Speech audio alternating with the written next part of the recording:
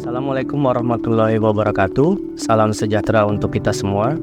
Pada kesempatan ini saya akan memaparkan terkait dengan mata kuliah yang saya ampu di program studi teknik sipil, yaitu mata kuliah sistem drainase. Sebelum masuk ke dalam pemaparan, izinkan saya untuk memperkenalkan diri. Nama saya Rian Beni Sukmara dan saat ini saya bekerja sebagai dosen di program studi teknik sipil Institut Teknologi Kalimantan.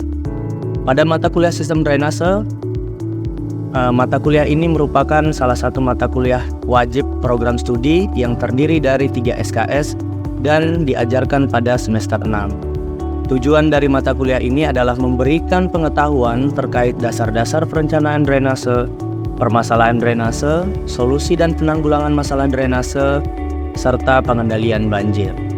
Kegiatan pembelajaran di kelas ini merupakan bagian dari penerapan Tridharma perguruan tinggi, yaitu pada bidang pengajaran, di mana pada bidang ini saya menerapkan sistem pembelajaran yang mengacu pada DIA atau Delivery, Interaction, dan Assessment.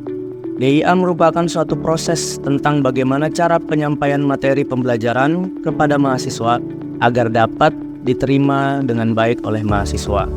Materi yang saya sajikan ini mengacu pada kurikulum Kampus Merdeka, di mana capaian lulusan dari mata kuliah ini memiliki 1 CPMK. Kemudian dari CPMK ini terdiri dari sub CPMK yang berjumlah 10 sub CPMK dan dibagi menjadi 16 pertemuan tatap muka dalam 1 semester, termasuk hari evaluasi tengah semester dan evaluasi akhir semester. Capaian pembelajaran lulusan pada mata kuliah ini terdiri dari 4 aspek. Yang pertama aspek sikap, yang kedua pengetahuan, ketiga keterampilan umum, dan yang terakhir adalah keterampilan khusus. CPMK berisi tentang mahasiswa mampu mendesain jaringan drainase dan bangunan pelengkap pada sistem drainase. Materi pembelajaran terdiri atas identifikasi masalah drainase, analisa debit banjir rencana, analisis dan desain penampang saluran, desain bangunan pelengkap drainase, dan drainase khusus seperti lapangan terbang, stadion, dan jalan raya. Untuk mendukung kegiatan pengajaran di kelas, saya menggunakan berbagai macam literatur seperti yang dapat Anda lihat pada layar. Sebagai referensi penunjang, dapat berupa jurnal, artikel, majalah yang berhubungan dengan ilmu teknik sipil, khususnya pada sistem drainase, dan terkait dengan materi yang saya ajarkan. Selanjutnya, kita akan masuk pada aspek interaksi.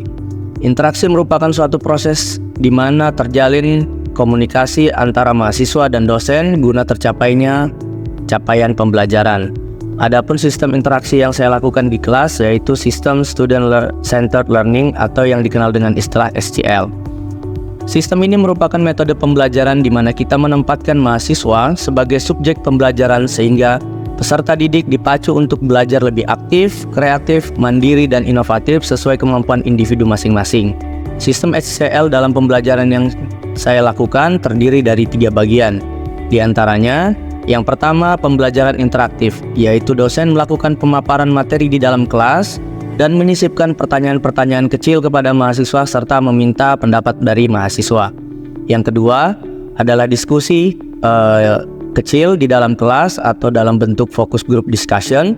Dengan metode ini, mahasiswa diminta untuk membentuk kelompok-kelompok kecil dan melakukan kegiatan analisis, mengkaji dan memperdebatkan topik-topik yang diberikan oleh pengajar dan berhubungan dengan materi yang diajarkan pada mata kuliah.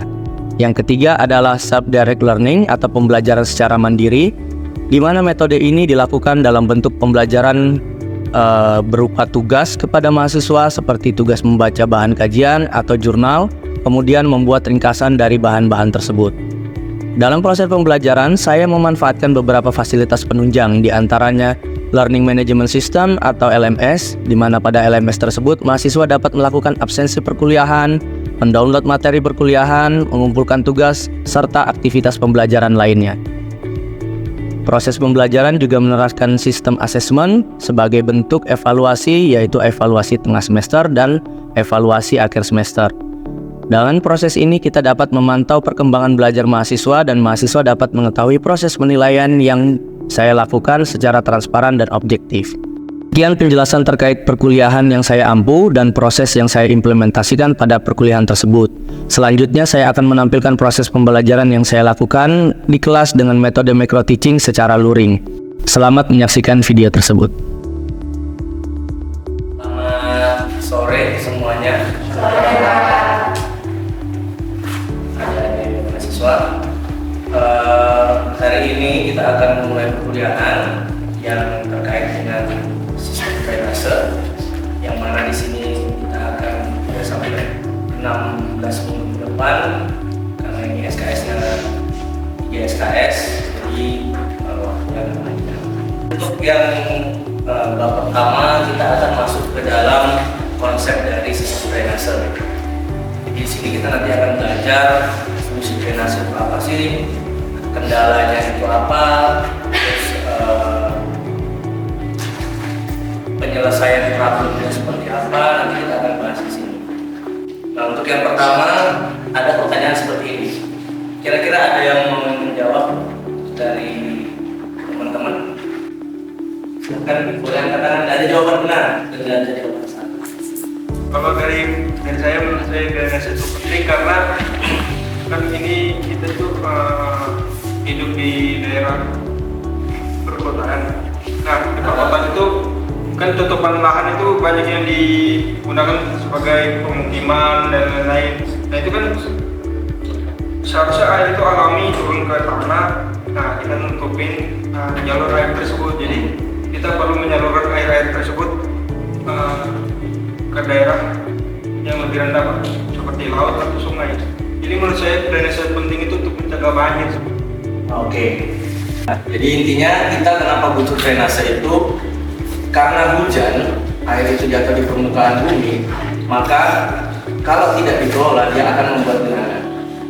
Kalau kondisi alami dia akan terserap ke dalam tanah. Tapi karena kita bangun rumah, bangun kampus, bangun pertokoan, bangun apalagi bandara misalnya, lapisan tanah itu akan menjadi tegang.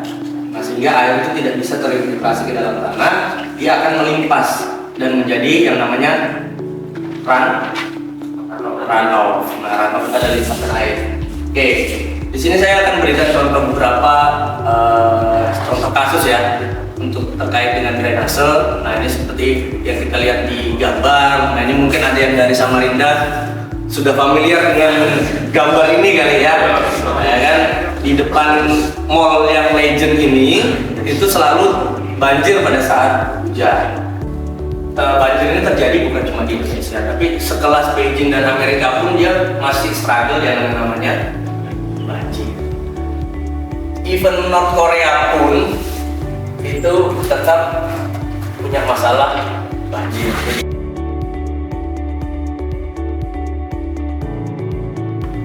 Ya kan, proses alam, tanahnya tertutup sedimen, dia akan menjadi bubuk di situ dan lain-lain. Tapi ketika ada manusia di dalam situ itu terjadi permasalahan yang harus ditangani, karena tidak mungkin kita tinggal di tempat yang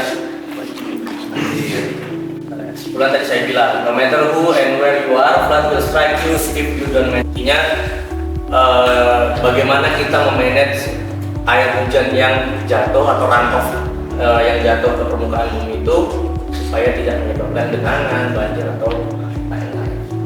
Kalau genangan itu ya kita bisa membedakannya, genangan itu hanya terjadi mungkin antara durasi 3 sampai 6 jam, itu masih dikatakan genangan. Dari sini mengenal konsep baru yaitu sustainable city. Nah, ini contoh dari permasalahan drainase. Ini saya contohkan lagi di Kota Samarinda kebetulan, ya kan, dua tempat ini. Kalau kita bisa lihat contoh gambar yang di sini. Jadi permasalahan banjir itu bukan karena hujannya deras saja, tapi apa?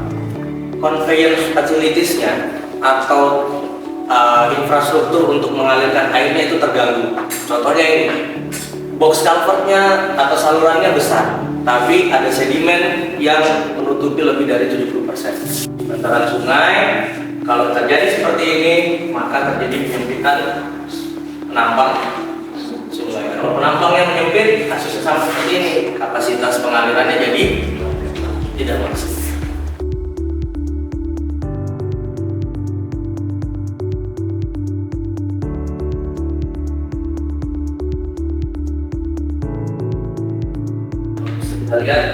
bentuknya seperti ini, jadi penis. Jadi kota air, ya kan? Nah, lalu penyebabnya apa? Yang pertama di sini ada yang paling umum itu apa? Kalau bahasa awal penggundulan hutan. Kalau penggundulan hutan deforestasi, ya apalagi di Kalimantan ya, memang itu isu sensitif. Tapi kita tidak bisa hindari bahwa tingkat deforestasi kita di Pulau Kalimantan ini besar. Efeknya apa? Pergantian koefisien pengaliran di sini. Nah, ini dilema sebenarnya. Dilemanya apa? Di satu sisi kita butuh stok pangan yang besar. Nah, ekspansi lahan seperti ini efeknya apa? Yaitu sama seperti deforestasi. Ini akan merubah nilai koefisien pengaliran dan peningkatan debit. Yang dulu misalnya satu rumah dimensi salurannya itu cukup setengah meter, dengan kondisi yang sekarang seperti ini, otomatis dia tidak bisa. Nah, itulah yang harus dikendalikan.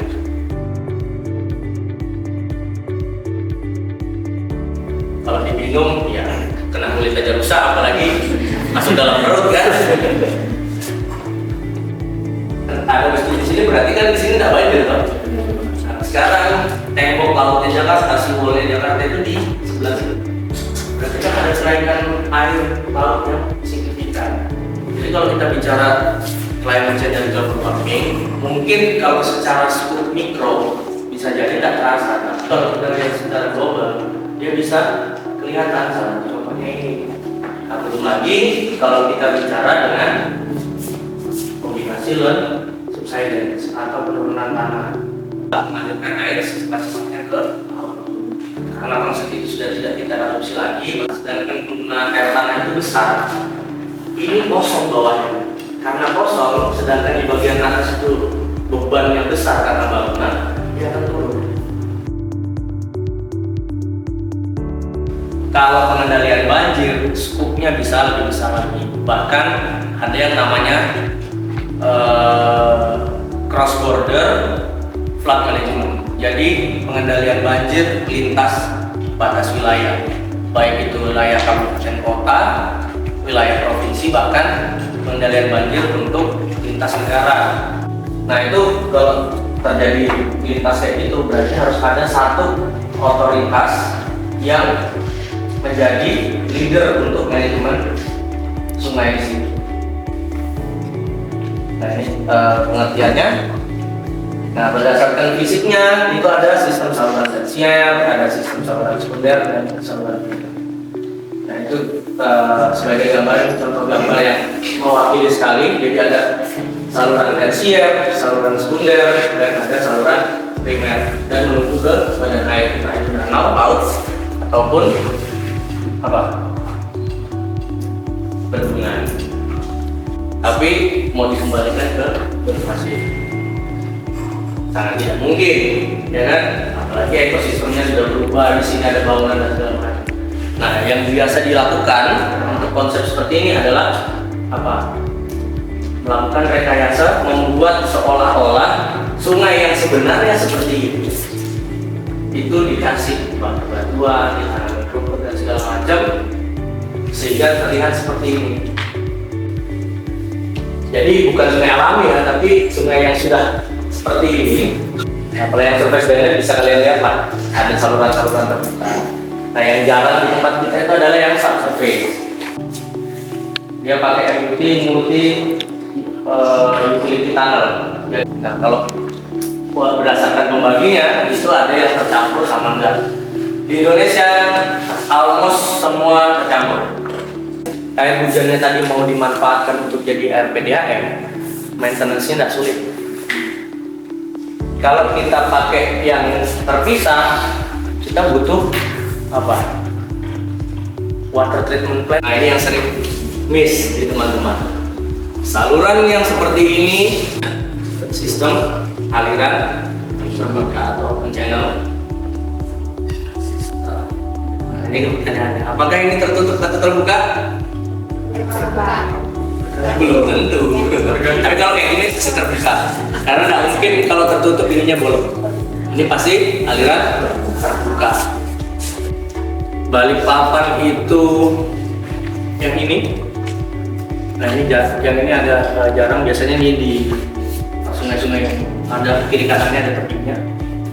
Yang sini itu di sebelah kiri kanan banyak yang seperti ini. Ini daerah rawa biasanya. Buatan ya kan kita buatan kan kita berusaha untuk membuat sesimpel mungkin.